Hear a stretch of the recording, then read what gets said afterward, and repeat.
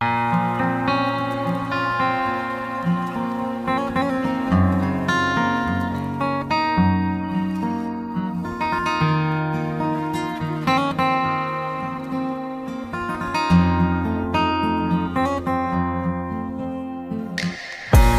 روز مرگم امروز گیر کردم تو زندون، هیچی دیگه قشنگ نی برام. میخوام بزنم بیرون این خونه، نمیخوام باشم دیگه اینجا. من خوابا من رو میشه سیاه‌تر، فکر میکنی دنیا زیباست؟ نه فقط چند سالی آوردم توش طاقت. نمیدونم چرا شیرینی تلخه، کارهای راحت حتی برای من سخته. چرا باید این صبر من فقط سر غم مصرف شه؟ چرا باید حالم بدتر شه؟ چرا هرچی داشتم با فندک سوخت افتادم، دیدم کل زندگی مطرف رو دستم خوند. چی دارم بگم به خدا، چی دارم بگم به خودم که حوصله ندارم حتی با خودم یکم صحبت کنم. چی دارم بگم به این دنیا، بگم آرزوهامو برد باد؟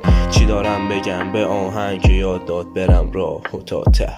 چرا انقدر ضعیف اعصابم؟ چرا همه انقدر با اخلاق فرق دارن؟ احساس میکنم من همه کم دارم. چند وقتیه که من مودم توی غم بادم، نمیخوام مثل قبل باشم. من نمیدونی که چیا تو مغزم هست، دیگه در رفته از دستم. نمیفهمید ولی بد خستم.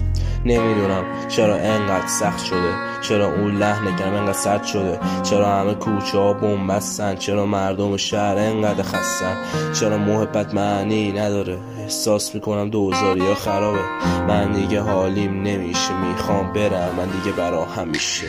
انگار روز مرگم امروز گیر کردم تو زندون، هیچی دیگه قشنگ نی برام.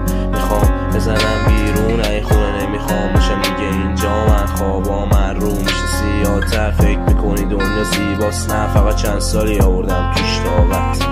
انگار روز مرگم امروز گیر کردم تو زندون، هیچی دیگه قشنگ نی برام. میخوام بزنم بیرون این خونه، نمیخوام باشم دیگه اینجا. من خوابا من رو میشه سیاه‌تر، فکر میکنی دنیا زیباست؟ نه فقط چند سالی آوردم توش طاقت.